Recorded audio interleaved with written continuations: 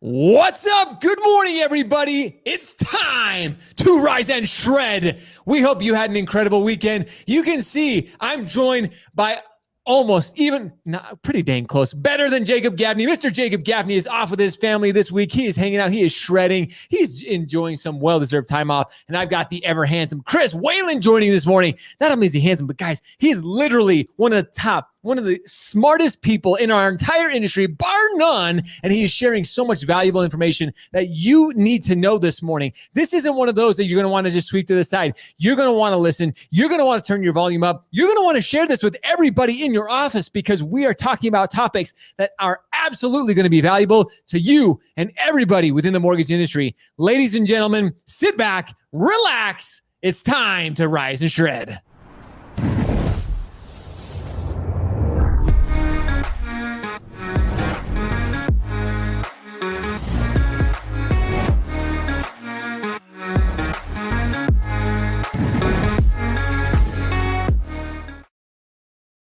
Ladies and gentlemen, and welcome. It's time to rise and shred. I am joined by none other than Chris Whalen this morning. We've had him on the show before. And guys, if you don't know Chris, we're actually going to have him share a little bit about himself this morning, but we're talking Fed interest rates. We're talking about housing sector. Is it slowing down? We're talking about a Ginnie Mae proposal. We're talking about so much. And again, I have Chris Whalen joining me. Chris, good morning and welcome back to Rise and Shred. Good morning, Josh. Beautiful day in New York. I hear you're getting some weather out there too, getting a little bit of rain, some moisture. Yeah.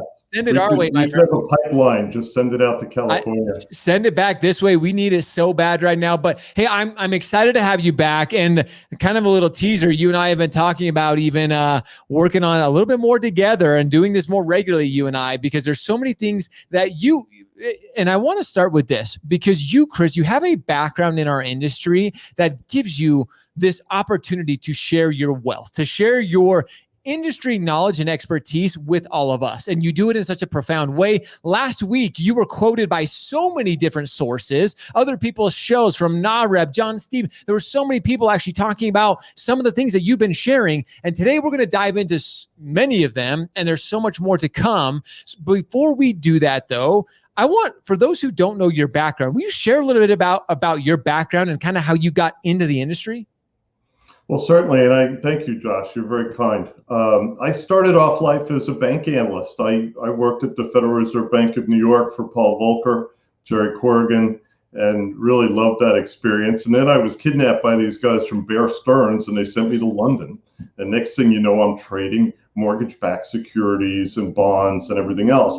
So my background's really as a banker and as somebody who follows depositories. However, in the mid-2000s, we had to start paying attention to mortgage because mortgage exploded. Half of all mortgages in the US were private. They weren't guaranteed by Uncle Sam. So that's where the risk was. And as I was saying to you before the show, in 2005, I was sitting there with my partner, Dennis Santiago, at Institutional Risk Analytics. And both WAMU and Countrywide started to see falling volumes. And we thought, uh-oh, what's happening?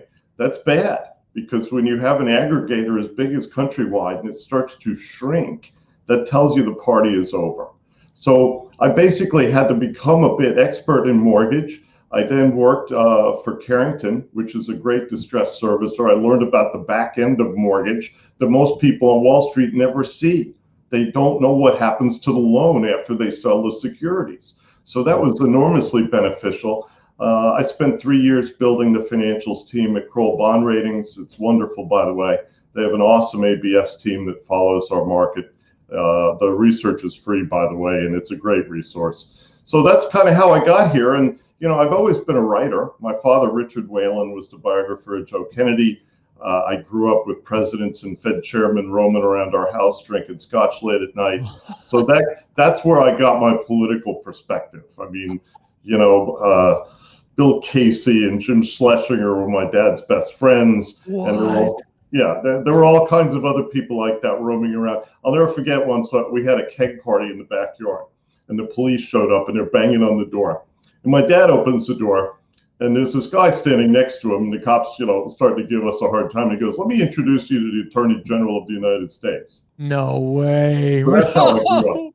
What? I do. I was gonna say you have some. I bet that's just one of the many crazy stories that you could share. That's so cool. And then again, and now you're in the industry. This is kind of where you spend your time. You share so much valuable information, and you do it from a perspective that's just so honest and real. And really, what I probably appreciate most is it sparks discussion, which we're going to get into that more today. But we need that in our industry now more than ever as changes are happening, as things are, as evolution, as change happens, as it frequently does. We need to be having these discussions. We need to have people like yourself who are thought leaders, who are at least starting the conversation, and who can do it in an educated way and with a background that can back it up. Not just these people who are creating fake news, not just these headline creators who are just trying to, create fear or trying to spark whatever type of political conversation, but somebody like yourself who does have the education and the background and the knowledge to actually share. With that being said, let's first start with this Fed interest rates in the Fed. What is happening there? What are we expecting? What should we be expecting here in the near future with that?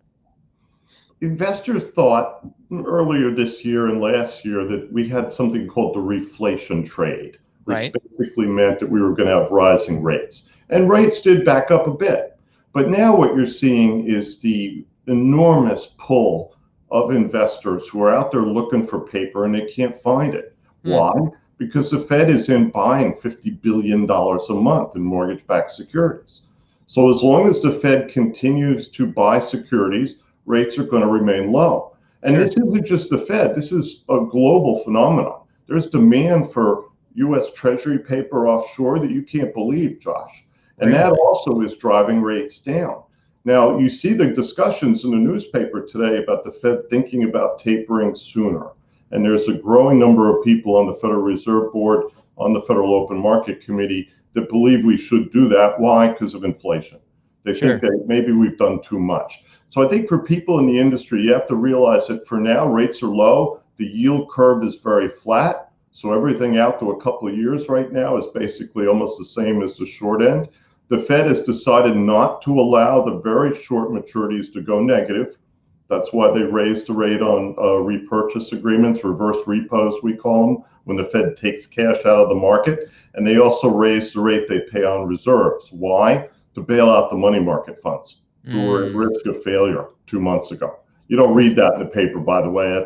That's not part of the official narrative. I was going to say, nobody's talking about that part, right, Chris? No. Well, everyone's focused on equities, and they know that if the Fed actually starts to raise interest rates, or if we see evidence of a slowing, if we see another lockdown that we'll probably talk about in a few minutes, then the equity markets are going to have a big question mark, and we could see a significant trade-off. So for people in the mortgage industry, what does this mean?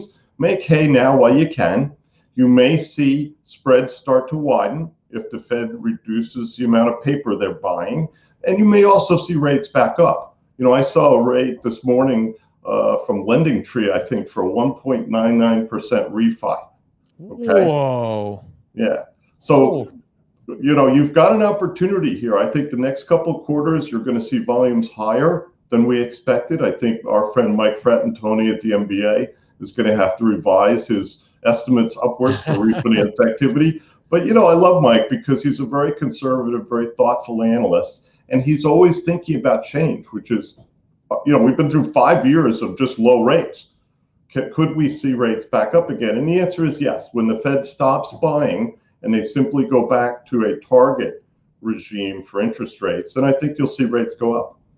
And I say, we're going to see them go. This is one of those that probably in our industry, Mike, or with Chris, is probably one of those things where I say Mike, because I'm thinking now you got Fratantoni in the back of my mind. We talk about this, Chris.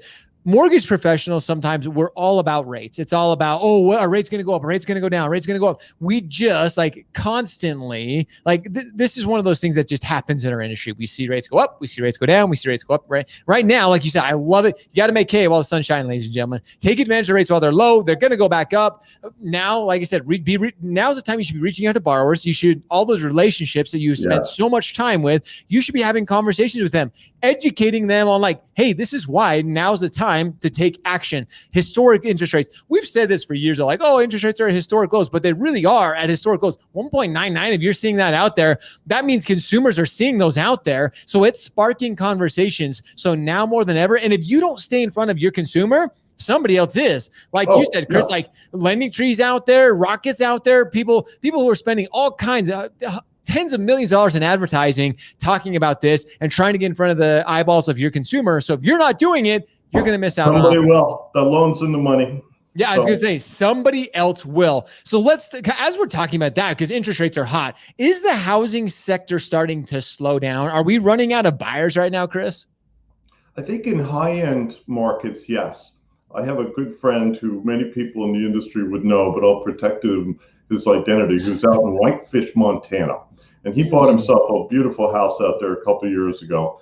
And what he described to me last year and early this year was the complete sale of every high-end property in that market. Everything was bought by out-of-towners mostly. People with license plates nobody had ever seen before, right? They're like, whoa. All of that kind of stopped about 90 days ago. Meanwhile, here in suburban New York, I live in Westchester County, New York, things have also quieted down a good bit. It's not to say that there's not competition for assets, but anything over $1 million above the conforming limit, no. So there's still enormous activity in the middle and the low end of the U.S. housing market because we don't have enough homes. We're not building enough houses for young families. This is a big problem that's structural. But I think the rush out of the cities, the rush for an escape house anywhere, has largely calmed down. And what we got to see is what happens this fall, Josh. If we see another lockdown in major cities, I think, again, you're going to scare people. And this is one of the reasons why we've had trouble getting people vaccinated, because they're scared. Yeah. We had a huge disruption to our society for the past 18 months. And I think the question is, when can we get things settled down so all of the policymakers and all of the employers can start to go back to something like normal, right? Yeah. So I don't want to get on the political side of this at all, but you mentioned something that is really, really critical here. And we've heard talk of it. I shared with you getting ready for the show today, that there is talk of, going back to some type of lockdown, if you will, mask mandate, travel restrictions. Is this going to be something, and how can this affect our industry as a whole? My guess right now, Josh, based on the doctors I've spoken to and others, is that you'll see selective lockdowns in states where they have not been successful getting people vaccinated. Interesting. New York, with all of its political issues and dysfunction in New York City, where I used to live, at least we've gotten a large number of people vaccinated, and they're working on focusing on those who couldn't get to the vaccination center or whatever the reasons were, so we can try and minimize the disruption this year, because it's so costly. I mean, my God, the cost of COVID, when you could actually sit down and add it up, is going to be monumental. Astronomical. Yeah, it's one of those things that I think we're still starting to see some of the after effects of small businesses. And this is the discussion I was having over the weekend. If we were to go back into some type of, and again, heaven forbid, we want to make sure everybody's healthy. Jacob and I have talked about this on the show. Chris, that's what you and I are talking about here, is we want to make sure our general audience, all of you, those people that we have so much love and so much respect for, we want to see you healthy and happy, ladies and gentlemen. And yes, there is possibility that it could affect so many people who are still trying to recover, Chris. I mean, financially, those small mom and pop restaurants, small mom and pop businesses across the country that are still trying to, if we were to go back into some type of lockdown, that has long-term effects. That has huge effects upon our industry as well. So we're hoping and praying that, everybody is responsible. Do your part to keep your community healthy and happy. That's what we're going to say on that, right, Chris? It is, but let me say this. I think the mortgage industry has illustrated how technology and also a different kind of business focus, it's more data-centric than office-centric, enabled us to change. And I think the big challenge for owners of commercial properties in legacy cities is that change is not going to be reversed. Right. Once people realize that they can be mobile and that they can selectively go where they have to go to do business, sure, you're not going to change people's minds on this. We all had to come together. We had to become closer as families and as communities because of COVID. People like that. And so the whole commuter model that's very, familiar here in New York. I live with a train within walking distance of my house. The parking lot for the Scarborough train station's empty this morning. Wow. There's 8-10 cars there. They have capacity for 400 cars. Ooh. So, the old days when all of these train stations had people parking on the roads and everything else are gone. And I think the usage patterns for assets for cities going forward is going to be different, because people in our industry, what do they need to do? They need to pick up their phone and their computer and go talk to a client, either virtually or in person. That's it. 100%. So this is and I don't want to get too much into this, but with what we're talking about here, with how we're talking about our industry evolving and changing, and especially again with kind of what we're talking about too, depending on if the country goes back into some sort of lockdown or whatever changes go into place, the conference season is just around the corner for the mortgage industry. So many of them have postponed. You have the MBA coming up, you have NAM, you have AIM, you have a whole bunch of coming up starting in August, September, October. I mean, this could potentially affect all those conferences as well. I hope not. I've already bought my ticket for San Diego, and I'm going to go there one way or another. Let's put it that way. If nothing else, Chris, you and I are hanging out there in San Diego. There we go. We'll go fishing. But I think that we're going to manage this differently than we did last year. But I think communities that have not been able to get their populations vaccinated are going to be penalized very heavily. And I worry about that. Most of the southern states. People just kind of look at this and say, well, it's not a problem. Yeah, it's a problem. My brother had COVID. Not nice. You don't want to have this. If you could avoid this, especially for younger people, my family's got family all over Latin America and in Australia. Believe me, those people will take a jab right now.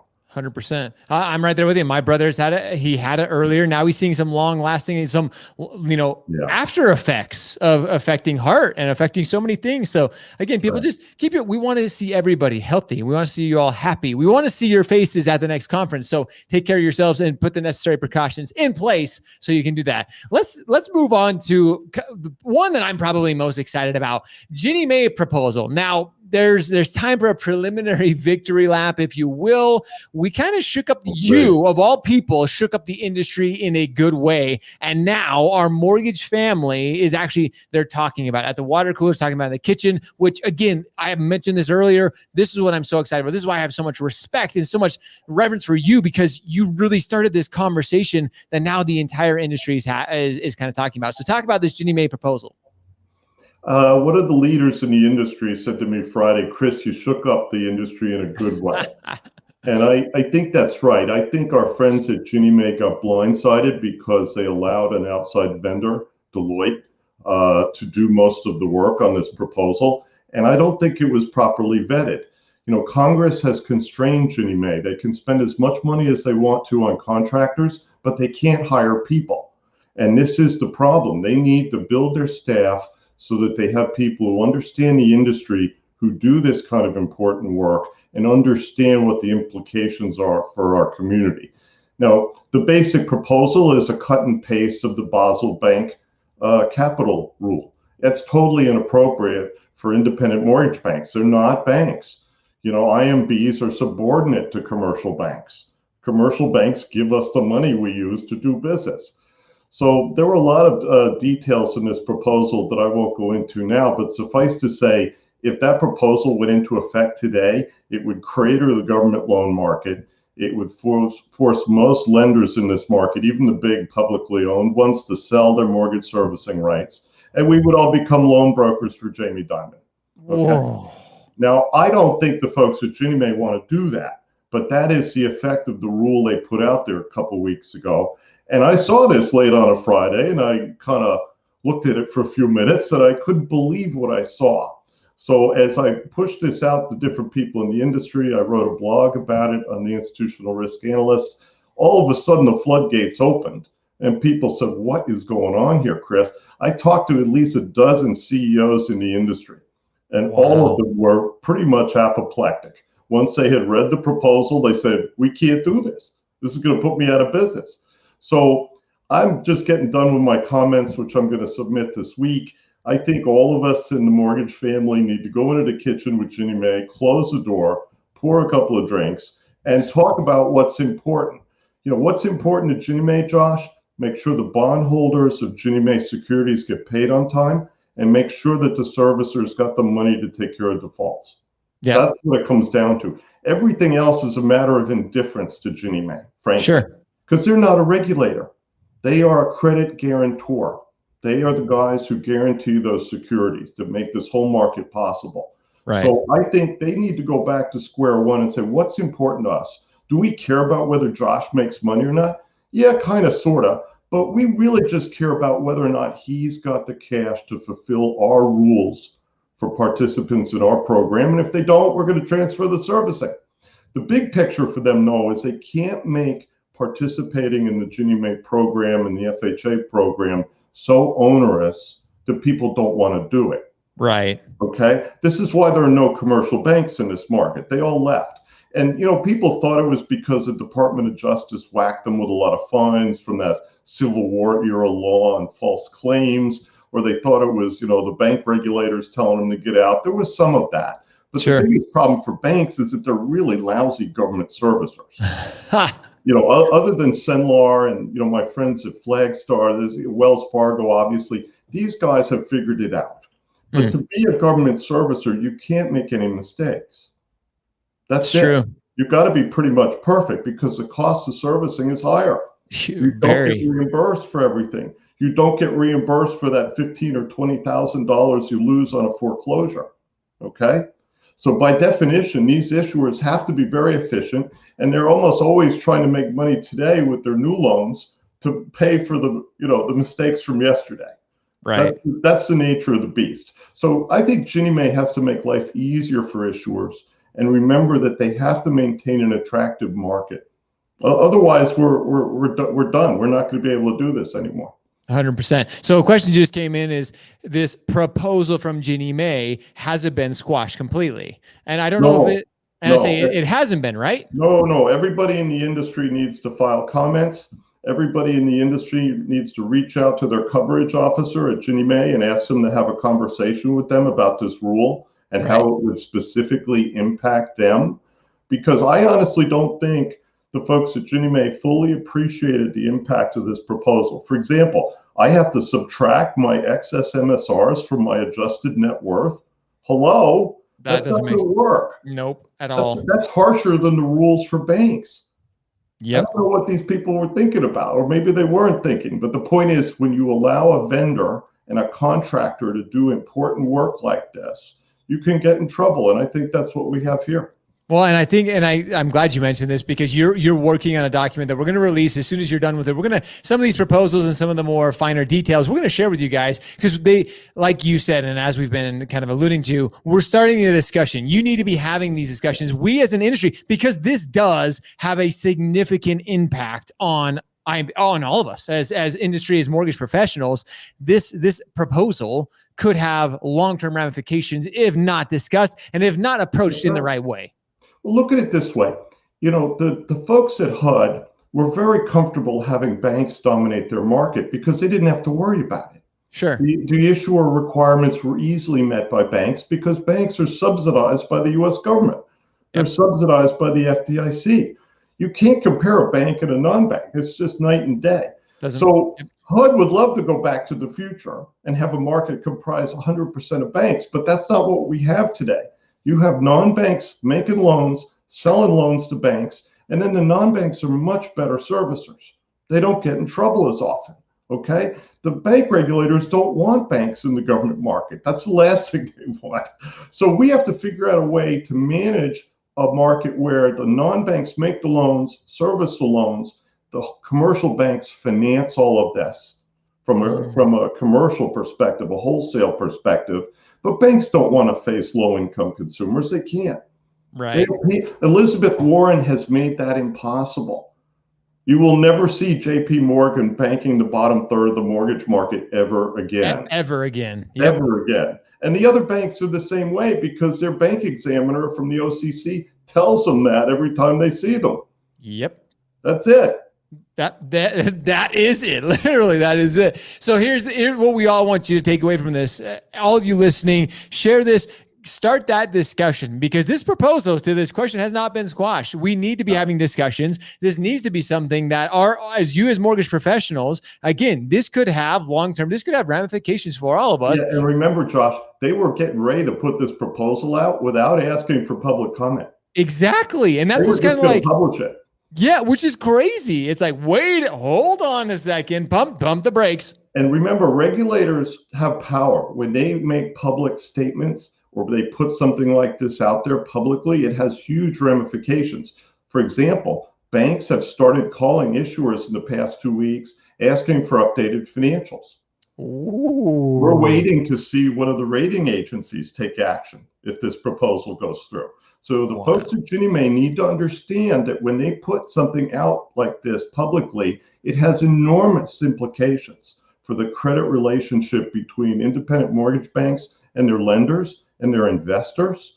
Okay? This is a very serious question, and I hope people will take it seriously and get involved. Get into the kitchen, get into the conversation. Oh, get into the kitchen, get into the conversation. I'm going to end on that. That was like a mic drop. Chris Whalen just drops it right there, because we do, ladies and gentlemen, this is what you have dedicated your life to. This is what your career, this is what we all talk about. So if you're not having these discussions, if you're not part of it, and I know at the back of your mind, you're thinking, well, somebody else is going to take care of it. So somebody else is going to have that conversation. You need to be involved. If your voice is not being heard, and if you're not involved with this, then no one else is. Everybody else is thinking, well, I'm too busy. I've got my pipeline I got to take care of. We need your voice. We need you involved, because if you're not, there's only going to be a couple of us talking about it, and we are stronger together. We need our industry to unite, to come together, to make these discussions forefront and make sure they're happening. So, Chris, you are absolutely brilliant as always. This is one of those discussions that I hope everybody takes to heart. And again, we can credit, ladies and gentlemen, we can credit Chris. He's the one that started this conversation. Nobody knew. And then all of a sudden, Chris is like, pump the brakes, ladies and gentlemen. We need to talk about this. Let's come back around. Look at the news on Friday night and Saturday morning. That's always, where all the good stuff is buried.